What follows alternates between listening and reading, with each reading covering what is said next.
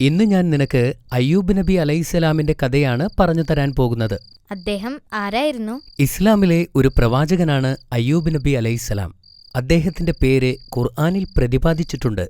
കൂടാതെ ഖുർആനിൽ അദ്ദേഹത്തെക്കുറിച്ച് വിവരിക്കുന്നത് അള്ളാഹുവിന്റെ നീതിമാനായ ദാസൻ എന്നാണ്. അദ്ദേഹം വളരെക്കാലം അള്ളാഹുവിന്റെ പരീക്ഷണത്തിന് വിധേയനായിട്ടുണ്ട്. ബിസ്മില്ലാഹിർ റഹ്മാനിർ റഹീം.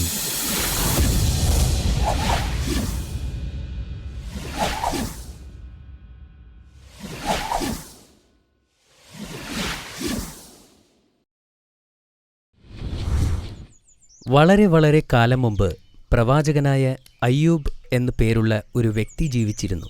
അദ്ദേഹം യൂസഫ് നബി അലൈഹിസ്സലാമിന്റെ ചെറുമകനായിരുന്നു. അദ്ദേഹത്തിന്റെ ഭാര്യയുടെ പേര് റഹ്മ എന്നായിരുന്നു. അവർ രണ്ടുപേരും സന്തോഷത്തോടെ ജീവിച്ചു. അള്ളാഹു അദ്ദേഹത്തിന് ധാരാളം മക്കളെ നൽകി. അദ്ദേഹം വളരെ സമ്പന്നനായിരുന്നു. അദ്ദേഹത്തിന് ധാരാളം ഭൂമി സ്വന്തമായിട്ടുണ്ടായിരുന്നു. കൂടാതെ ധാരാളം പശുക്കളുമുണ്ടായിരുന്നു. അദ്ദേഹം അള്ളാഹുവിന്റെ ആത്മാർത്ഥതയുള്ള ആരാധകരിൽ ഒരാളായിരുന്നു. അള്ളാഹു അദ്ദേഹത്തിന് നൽകിയിട്ടുള്ള എല്ലാ അനുഗ്രഹങ്ങൾക്കും നന്ദി പ്രകടിപ്പിച്ചിരുന്നു. അദ്ദേഹം ദരിദ്രരെ സ്നേഹിച്ചിരുന്നു. അവർക്ക് ഭക്ഷണവും വസ്ത്രവും നൽകി എപ്പോഴും ഒരു അനാഥനെയോ ഒരു ദരിദ്രനെയോ തന്നോടൊപ്പം ഭക്ഷണം കഴിക്കാൻ ക്ഷണിച്ചിരുന്നു. ഒരിക്കൽ മലക്കുകൾ അള്ളാഹുവിന്റെ വിശ്വസ്ത ദാസന്മാരെക്കുറിച്ച് ചർച്ച ചെയ്യുകയായിരുന്നു. മലക്കുകളിൽ ഒരാൾ ഇങ്ങനെ പറഞ്ഞു: ഇന്ന് ഭൂമിയിൽ ജീവിച്ചിരിക്കുന്നതിൽ ഏറ്റവും മികച്ച സൃഷ്ടി അയ്യൂബ് നബിയാണ്. അദ്ദേഹം മാന്യനായ ഒരു വ്യക്തിയാണ്. അദ്ദേഹം എപ്പോഴും അള്ളാഹുവിനെ ഓർക്കുന്നു. അള്ളാഹുവിന്റെ അടിമകൾക്ക് ഏറ്റവും നല്ല മാതൃകയാണ് അദ്ദേഹം. മറ്റൊരു മലക്ക് പറഞ്ഞു: അള്ളാഹു ദീർഘായുസ്സും സമൃദ്ധിയും നൽകി അദ്ദേഹത്തെ അനുഗ്രഹിച്ചിരിക്കുന്നു. ദരിദ്രനെയും പാവപ്പെട്ടവനെയും അദ്ദേഹം സഹായിക്കുന്നു. അദ്ദേഹം അടിമകളെ വാങ്ങുകയും അവരെ സ്വതന്ത്രരാക്കുകയും ചെയ്യുന്നു. വളരെ ഉദാരമനസ്കനാണ്. മറ്റൊരു മലക്ക് കൂട്ടിച്ചേർത്തു. ശൈത്താൻ അവരുടെ സംഭാഷണം കേട്ടു. അവൻ വളരെ അസ്വസ്ഥനായി. പ്രവാചകനെ സമീപിച്ച് അള്ളാഹുവിനെതിരായി പ്രലോഭിപ്പിക്കാൻ അവൻ തീരുമാനിച്ചു. ആദ്യം അവൻ ജീവിതത്തിലെ നല്ല കാര്യങ്ങളെക്കുറിച്ച് മന്ത്രിച്ചുകൊണ്ട് അയ്യൂബ് നബിയെ പ്രാർത്ഥനകളിൽ നിന്നും അകറ്റാൻ ശ്രമിച്ചു. എന്നാൽ അയ്യൂബ് നബി സത്യവിശ്വാസിയായിരുന്നു.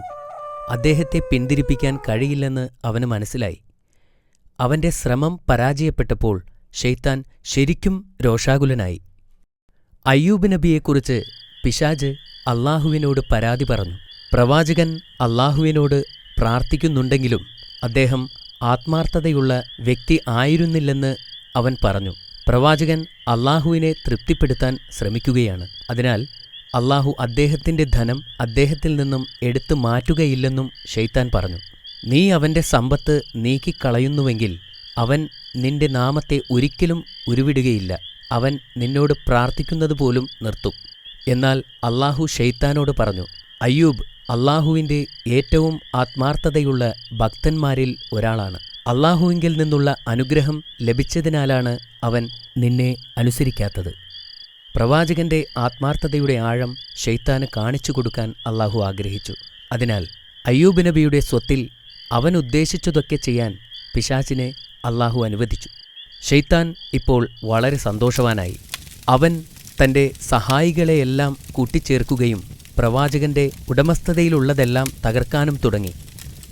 അവൻ അദ്ദേഹത്തിന്റെ കൃഷിസ്ഥലങ്ങൾ, കന്നുകാലികൾ എന്നിവയെല്ലാം കത്തിച്ചുകളഞ്ഞു. അദ്ദേഹത്തിന്റെ വീടിനെപ്പോലും വെറുതെ വിട്ടില്ല. പിന്നെ അവൻ അദ്ദേഹത്തിന്റെ എല്ലാ ദാസന്മാരെയും നശിപ്പിച്ചു. അയ്യൂബ് നബി ഇപ്പോൾ എല്ലാം നഷ്ടപ്പെട്ടവനായി മാറി. ആ സമയത്താണ് ശൈത്താൻ ഒരു വൃദ്ധന്റെ വേഷത്തിൽ പ്രവാചകനെ സമീപിച്ചത്. താങ്കളുടെ സമ്പത്തെല്ലാം നഷ്ടപ്പെട്ടു, അയാൾ പ്രവാചകനോട് പറഞ്ഞു. ഇതിനു കാരണം ചിലർ പറയുന്നത് താങ്കൾ മറ്റുള്ളവർക്ക് ധാരാളം ദാനധർമ്മങ്ങൾ ചെയ്തതുകൊണ്ടാണെന്നാണ്. മറ്റു ചിലർ പറയുന്നത് താങ്കൾ പ്രാർത്ഥനയ്ക്ക് വേണ്ടി ധാരാളം സമയം പാഴാക്കിയതുകൊണ്ടാണെന്ന്. താങ്കൾക്കുണ്ടായ നാശത്തെ തടയാൻ അള്ളാഹുവിന് കഴിവുണ്ടായിരുന്നെങ്കിൽ അള്ളാഹു താങ്കളെ രക്ഷിക്കുമായിരുന്നു. എന്നാൽ പ്രവാചകന് അള്ളാഹുവിലുള്ള വിശ്വാസത്തിന് അല്പം പോലും കോട്ടം തട്ടിയിരുന്നില്ല. ഈ കാണുന്നതെല്ലാം അള്ളാഹുവിന് സ്വന്തമാണ്. ഞാൻ ഈ സ്വത്തുക്കളുടെ ഒരു സംരക്ഷകൻ മാത്രമാണ്. അള്ളാഹു ഉദ്ദേശിക്കുന്നവർക്ക് അവൻ നൽകുകയും അള്ളാഹു ഉദ്ദേശിച്ചവരിൽ നിന്നും അവൻ തിരിച്ചെടുക്കുകയും ചെയ്യുന്നു. ഇങ്ങനെ പറഞ്ഞുകൊണ്ട് നബി വീണ്ടും അള്ളാഹുവിനോട് പ്രാർത്ഥിച്ചു. ഇത് കണ്ട ശൈത്താൻ വീണ്ടും നിരാശനായി. അതിനാൽ വീണ്ടും ശൈത്താൻ അള്ളാഹുവിനോട് സംസാരിച്ചു. ഞാൻ അവൻ്റെ വസ്തുവകകളൊക്കെയും നഷ്ടപ്പെടുത്തി. എന്നാൽ അവൻ ഇപ്പോഴും നിന്നിൽ അങ്ങേയറ്റം നന്ദിയുള്ളവനാണ്. അവൻ അള്ളാഹുവിനോട് പറഞ്ഞു, മാതാപിതാക്കളുടെ യഥാർത്ഥ പരീക്ഷണം അവൻ്റെ മക്കളിലൂടെയാണ്. അയ്യൂബിന് തൻ്റെ മക്കളെ നഷ്ടപ്പെടുമ്പോൾ അവൻ നിന്നെ തള്ളിപ്പറയുന്നത് കാണാം. അവൻ ആവശ്യപ്പെട്ട കാര്യം ചെയ്യാൻ പിശാചിന് അള്ളാഹു അധികാരം നൽകി. എന്തൊക്കെ ആസൂത്രണങ്ങൾ നടത്തിയാലും പ്രവാചകന്റെ വിശ്വാസവും ക്ഷമയും ഇല്ലാതാക്കാൻ കഴിയില്ലെന്ന് അള്ളാഹു അവന് മുന്നറിയിപ്പ് നൽകുകയും ചെയ്തു. ശൈത്താൻ വീണ്ടും തൻ്റെ സഹായികളെ വിളിച്ചുകൂട്ടി പ്രവാചകന്റെ മക്കളെ നശിപ്പിക്കാൻ ഇറങ്ങിപ്പുറപ്പെട്ടു. അവൻ പ്രവാചകന്റെ മക്കൾ താമസിച്ചിരുന്ന വീട് നശിപ്പിച്ചു. അവരെ എല്ലാവരെയും കൊന്നുകളഞ്ഞു. ശൈത്താൻ വീണ്ടും ഒരു പുരുഷനായി വേഷം മാറി പ്രവാചകന്റെ അടുത്തേക്ക് ചെന്നു. ആശ്വസിപ്പിക്കുന്ന രീതിയിൽ അവൻ അദ്ദേഹത്തോട് പറഞ്ഞു, താങ്കളുടെ മക്കൾ മരണമടഞ്ഞ സാഹചര്യം വളരെ ദുഃഖകരമായിരുന്നു. തീർച്ചയായും നിന്റെ നാഥൻ നിന്റെ പ്രാർത്ഥനയ്ക്കുള്ള പ്രതിഫലം നൽകിയില്ല. നബി അള്ളാഹുവിനെ ഇപ്പോൾ നിഷേധിക്കുമെന്ന പ്രതീക്ഷയിൽ പിശാച് ആകാംക്ഷയോടെ കാത്തിരുന്നു. പക്ഷേ പ്രവാചകൻ പറഞ്ഞു, അള്ളാഹു ചിലപ്പോൾ നൽകും, ചിലപ്പോൾ അവൻ തിരിച്ചെടുക്കും. അവൻ ചിലപ്പോൾ സന്തുഷ്ടനാണ്, ചിലപ്പോൾ നമ്മൾ ചെയ്യുന്നതിൽ അവൻ തൃപ്തനല്ല. എന്ത് സംഭവിച്ചാലും എൻ്റെ വിശ്വാസത്തിൽ ഞാൻ ഉറച്ചു നിൽക്കുകയും എൻ്റെ സൃഷ്ടാവിനോട് ഞാൻ എന്നും നന്ദിയുള്ളവനായിരിക്കുകയും ചെയ്യും. പിന്നെ പ്രവാചകൻ തൻ്റെ നാഥനോട് പ്രാർത്ഥിച്ചു. അത് കണ്ടപ്പോൾ ശൈത്താൻ വളരെ കോപാകുലനായി. ശൈത്താൻ വീണ്ടും ദൈവത്തോട് വിളിച്ചു പറഞ്ഞു, അയ്യൂബിന് തൻ്റെ സമ്പത്ത് മുഴുവൻ നഷ്ടപ്പെട്ടു. കുട്ടികൾ മരിച്ചു. അവന് ആരോഗ്യമുണ്ടായിരിക്കുന്നിടത്തോളം കാലം ഇനിയും കുട്ടികളുണ്ടാകുമെന്ന പ്രതീക്ഷയിൽ അള്ളാഹുവിനെ കൂടുതൽ കൂടുതൽ ആരാധിച്ചു കഴിയും. അതുകൊണ്ട് അദ്ദേഹത്തിൻ്റെ ശരീരത്തെ തളർത്തുവാൻ എനിക്ക് അനുവാദം തരണം. പിന്നീട് അവൻ ഒരിക്കലും അള്ളാഹുവിനെ ആരാധിക്കുകയില്ല. അവനൊരു നിഷേധിയായിത്തീരും. പിശാചിനെ ഒരു പാഠം പഠിപ്പിക്കണമെന്ന് അള്ളാഹു നിശ്ചയിച്ചു. അതിനാൽ അവൻ്റെ മൂന്നാമത്തെ ആവശ്യവും അള്ളാഹു അനുവദിച്ചു. എന്നാൽ ഒരു വ്യവസ്ഥ വച്ചു. പ്രവാചകന്റെ ശരീരത്തിൽ മാത്രമായിരിക്കും ശൈത്താൻ അധികാരം, മറിച്ച് അവൻ്റെ ആത്മാവിലോ ബുദ്ധിയിലോ അല്ല. പ്രവാചകൻ തീർച്ചയായും തൻ്റെ ദൈവത്തെ ഉപേക്ഷിക്കാൻ പോവുകയാണെന്ന് അറിയാമായിരുന്നതിനാൽ പിശാച് വളരെ സന്തുഷ്ടനായിരുന്നു. ഈ അധികാരം ഉപയോഗിച്ച് ശൈത്താൻ പ്രവാചകന്റെ ശരീരത്തിൽ പ്രവർത്തിക്കാൻ തുടങ്ങി. പ്രവാചകൻ രോഗബാധിതനായി. കുറച്ചു കഴിഞ്ഞപ്പോൾ നബിയുടെ ശരീരം വെറും അസ്ഥിയും തൊലിയും മാത്രമായി. എന്നാൽ പ്രവാചകൻ തൻ്റെ സകല വിശ്വാസങ്ങളിലും ശക്തമായി ഉറച്ചുനിന്നു. അദ്ദേഹം നിരാശനാവുകയോ സഹായത്തിനായി മറ്റുള്ളവരിലേക്ക് തിരിയുകയോ ചെയ്തില്ല. അള്ളാഹുവിൻ്റെ കാരുണ്യം പ്രതീക്ഷിച്ച് കാത്തിരുന്നു. അദ്ദേഹത്തിൻ്റെ അടുത്ത ബന്ധുക്കളും സുഹൃത്തുക്കൾ പോലും അദ്ദേഹത്തെ ഉപേക്ഷിച്ചു. ദയയും സ്നേഹവുമുള്ള അദ്ദേഹത്തിൻ്റെ ഭാര്യ മാത്രം അദ്ദേഹത്തിൻ്റെ കൂടെ നിന്നു. അവൾ പ്രവാചകനോട് ധാരാളം കരുണ കാണിക്കുകയും നന്നായി പരിചരിക്കുകയും ചെയ്തു. ശൈത്താൻ ഇപ്പോൾ തീർത്തും അസ്വസ്ഥനായിരുന്നു. അതിനാൽ അയാൾ ഒരു പുരുഷന്റെ രൂപത്തിൽ അവളുടെ അടുത്തു ചെന്നു. നിന്റെ ഭർത്താവ് എവിടെ എന്നവൻ ചോദിച്ചു. അവൾ കിടക്കയിൽ ഏതാണ്ട് ജീവനില്ലാത്ത രൂപത്തിൽ കിടക്കുന്ന നബിയെ ചൂണ്ടിക്കാണിച്ചുകൊണ്ട് പറഞ്ഞു, അദ്ദേഹം ഇവിടെയുണ്ട്, ജീവനും മരണത്തിനുമിടയിൽ കിടക്കുന്നു. അപ്പോൾ ശൈത്താൻ പ്രവാചകന് ആരോഗ്യവും സമ്പത്തും മക്കളുമുണ്ടായിരുന്ന കാലത്തെക്കുറിച്ച് പ്രവാചകന്റെ ഭാര്യയെ ഓർമ്മിപ്പിച്ചു. അവൾ വേദനയോടെ പറഞ്ഞു, കടന്നുപോയത് ക്ലേശകരമായ വർഷങ്ങളായിരുന്നു. അവളുടെ കണ്ണുകൾ നിറഞ്ഞൊഴുകാൻ തുടങ്ങി. എത്ര നാൾ അങ്ങ് നാഥനിൽ നിന്നുള്ള ഈ പീഡനം സഹിക്കും? അവൾ കരഞ്ഞുകൊണ്ട് പ്രവാചകനോട് ചോദിച്ചു. നമുക്ക് സമ്പത്തും മക്കളും സുഹൃത്തുക്കളും ഒന്നുമില്ലാതെ നിലനിൽക്കണമെന്നുണ്ടോ? താങ്കൾ എന്തുകൊണ്ടാണ് നമ്മുടെ കഷ്ടപ്പാടുകൾ മാറ്റാൻ അള്ളാഹുവിനോട് ആവശ്യപ്പെടാത്തത്? പ്രവാചകൻ ദീർഘനിശ്വാസമെടുത്തുകൊണ്ട് മൃദുവായ ശബ്ദത്തിൽ മറുപടി പറഞ്ഞു, ശൈത്താൻ നിന്നിൽ കൂടിയിരിക്കുന്നു. പറയൂ, എത്ര കാലം ഞാൻ നല്ല ആരോഗ്യവും സമ്പത്തും ആസ്വദിച്ചു? അദ്ദേഹം അവളോട് ചോദിച്ചു. 70 വർഷങ്ങൾ, അവൾ മറുപടി പറഞ്ഞു. എത്ര കാലമായി ഞാൻ ഇതുപോലെ കഷ്ടപ്പെടാൻ തുടങ്ങിയിട്ട്? അദ്ദേഹം വീണ്ടും ചോദിച്ചു. 7 വർഷങ്ങൾ, അവൾ മറുപടി പറഞ്ഞു. അപ്പോൾ അദ്ദേഹം അവളോട് പറഞ്ഞു, ഈ കാര്യത്തിൽ എന്റെ കഷ്ടപ്പാടുകൾ നീക്കാൻ അല്ലാഹുവിനോട് പ്രാർത്ഥിക്കാൻ ഞാൻ ലജ്ജിക്കുന്നു. കാരണം ആരോഗ്യത്തോടും സമ്പൽ സമൃദ്ധിയോടും ജീവിക്കുന്ന വർഷത്തേക്കാൾ കൂടുതൽ വർഷം ഞാൻ കഷ്ടപ്പാട് അനുഭവിച്ചില്ല. എന്നിട്ട് അദ്ദേഹം അവളോട് പറഞ്ഞു, അല്ലാഹുവിനോടുള്ള വിശ്വാസത്തിൽ നീ അസംതൃപ്തയാണ്. എപ്പോഴെങ്കിലും എനിക്കെന്റെ ആരോഗ്യം തിരിച്ചു കിട്ടുകയാണെങ്കിൽ ഞാൻ നിന്നെ 100 ചാട്ടവാറടികൊണ്ട് ശിക്ഷിക്കും എന്നദ്ദേഹം പ്രതിജ്ഞ ചെയ്തു. അദ്ദേഹം അവളോട് വീട് വിട്ടു പോകുവാൻ ആജ്ഞാപിച്ചു. പ്രവാചകന്റെ ഭാര്യ കരഞ്ഞുകൊണ്ട് വീട് വിട്ടുപോയി.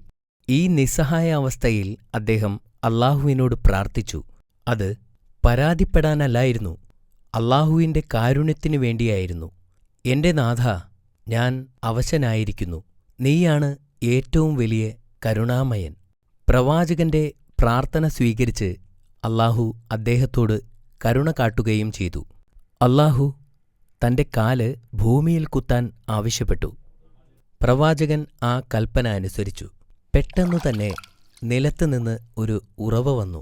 അല്ലാഹു കൽപ്പിച്ചതുപോലെ അദ്ദേഹം ആ വെള്ളത്തിൽ കുളിച്ചു. പെട്ടെന്ന് അദ്ദേഹത്തിന് സുഖം പ്രാപിച്ചു. അതേസമയം തന്റെ വിശ്വസ്തയായ ഭാര്യയ്ക്ക് ഭർത്താവിനെ പിരിഞ്ഞ് അധിക ദൂരം പോകാൻ കഴിഞ്ഞിരുന്നില്ല. അദ്ദേഹത്തെ സേവിക്കാൻ ആഗ്രഹിച്ച് അവൾ വീട്ടിലേക്ക് മടങ്ങിവന്നു. വീടിനകത്ത് കടന്നപ്പോൾ പെട്ടെന്നുള്ള മാറ്റം കണ്ട് അവൾ അതിശയിച്ചു. പ്രവാചകൻ വീണ്ടും ആരോഗ്യവാനായിരിക്കുന്നു. അവൾ അദ്ദേഹത്തെ കെട്ടിപ്പിടിക്കുകയും അല്ലാഹുവിനോട് നന്ദി പറയുകയും ചെയ്തു. പ്രവാചകൻ ദേഷ്യത്തിലായിരുന്നപ്പോൾ എടുത്ത ശപഥത്തെക്കുറിച്ചോർത്ത് അദ്ദേഹം ഇപ്പോൾ ദുഃഖിക്കുന്നു. ആരോഗ്യം തിരിച്ചു കിട്ടുകയാണെങ്കിൽ ഭാര്യയ്ക്ക് 100 അടി നൽകുമെന്ന് അല്ലാഹുവിനോട് സത്യം ചെയ്തിരുന്നു. അവളെ വേദനിപ്പിക്കാൻ അദ്ദേഹത്തിനാകുമായിരുന്നില്ല. എന്നാൽ അല്ലാഹുവിനോടുള്ള വാക്കു തെറ്റിക്കാനും അദ്ദേഹത്തിന് കഴിയില്ലായിരുന്നു. അല്ലാഹു തന്റെ വിശ്വസ്തനായ ദാസന്റെ ധർമ്മസങ്കടം പരിഹരിക്കാനായി വന്നു. അല്ലാഹു അദ്ദേഹത്തോട് കനം കുറഞ്ഞ പുല്ലിന്റെ ഒരു കെട്ടുണ്ടാക്കുവാനും അതുവച്ച് ഭാര്യയെ പതുക്കെ അടിക്കുവാനും ആവശ്യപ്പെട്ടു. അല്ലാഹു പ്രവാചകന് അദ്ദേഹത്തിന്റെ സമ്പത്തുകളെല്ലാം തിരിച്ചുകൊടുത്തു. അദ്ദേഹത്തിന്റെ മക്കളെ മരണത്തിൽ നിന്നും ഉയർത്തെഴുന്നേൽപ്പിച്ചു. അദ്ദേഹം 93 വയസ്സുവരെ ജീവിച്ചിരുന്നു എന്നാണ് പറയപ്പെടുന്നത്.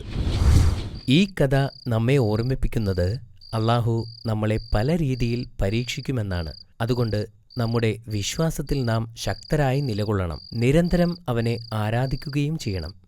മാഷാ അല്ലാ, ഇത് വളരെ നല്ല കഥയായിരുന്നു. നീ ഇപ്പോൾ ചോദ്യങ്ങൾക്ക് തയ്യാറാണോ അമീർ? തയ്യാറാണ്. ശരി, എങ്കിൽ പറയൂ, പ്രവാചകനെ പിന്തിരിപ്പിക്കാൻ വേണ്ടി ശൈത്താൻ ആദ്യം ശ്രമിച്ചതെങ്ങനെ? എല്ലാ നല്ല കാര്യങ്ങളെക്കുറിച്ചും മന്ത്രിച്ചുകൊണ്ട് ഷെയ്ത്താൻ പ്രവാചകനെ പ്രാർത്ഥനകളിൽ നിന്ന് ശ്രദ്ധ തിരിക്കാൻ ശ്രമിച്ചു. പ്രവാചകൻ അതിൽ നിന്നും ശ്രദ്ധ തിരിച്ചോ? ഇല്ല, പ്രവാചകൻ ഒരു യഥാർത്ഥ വിശ്വാസിയായിരുന്നു. അദ്ദേഹം മറ്റൊന്നിലും ശ്രദ്ധ കേന്ദ്രീകരിച്ചില്ല. അത് ശരിയാണ്.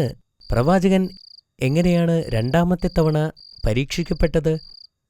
പ്രവാചകൻ അള്ളാഹുവിനെ തൃപ്തിപ്പെടുത്താൻ ശ്രമിക്കുകയാണെന്നും അള്ളാഹു നബിയുടെ സ്വത്ത് എടുത്തു മാറ്റണമെന്നും ഷെയ്ത്താൻ പറഞ്ഞു. എന്നിട്ട് നബിയുടെ സ്വത്ത് മുഴുവൻ ഷെയ്ത്താൻ കത്തിച്ചു കളഞ്ഞു. മാഷാ അല്ലാ, വീണ്ടും ശരിയാണ്. പ്രവാചകൻ ഈ സമയം അള്ളാഹുവിനോടുള്ള ആരാധന നിർത്തിയോ? ഇല്ല, അദ്ദേഹത്തിന്റെ എല്ലാ സ്വത്തുക്കളും അള്ളാഹു നൽകിയതായിരുന്നു എന്നും അത് തിരിച്ചെടുത്തതിൽ പ്രശ്നങ്ങളൊന്നുമില്ല എന്നും പറഞ്ഞു. Very good. മൂന്നാമത്തെ തവണ ഷെയ്ത്താൻ അദ്ദേഹത്തെ പരീക്ഷിച്ചതെങ്ങനെയായിരുന്നു? പ്രവാചകന്റെ കുട്ടികളെ കൊല്ലുന്നതിനായി അള്ളാഹുവിന്റെ അനുവാദം ഷെയ്ത്താൻ വാങ്ങി. മക്കളെല്ലാം കൊല്ലപ്പെട്ട ശേഷം പ്രവാചകൻ അള്ളാഹുവിനോടുള്ള പ്രാർത്ഥന നിർത്തിയോ? ഇല്ല, പ്രവാചകൻ അള്ളാഹുവിനോടുള്ള പ്രാർത്ഥന അവസാനിപ്പിച്ചില്ല. വീണ്ടും പ്രാർത്ഥിച്ചുകൊണ്ടിരുന്നു. ഷെയ്ത്താൻ അവസാനമായി പ്രവാചകനെ പരീക്ഷിച്ചതെങ്ങനെ? പ്രവാചകന്റെ ശരീരം രോഗം ബാധിച്ച് അവശനാക്കുവാൻ അള്ളാഹുവിനോട് അനുവാദം വാങ്ങിച്ചു. ഇതുകൊണ്ട് പ്രവാചകൻ അള്ളാഹുവിനോടുള്ള ആരാധന നിർത്തിയോ?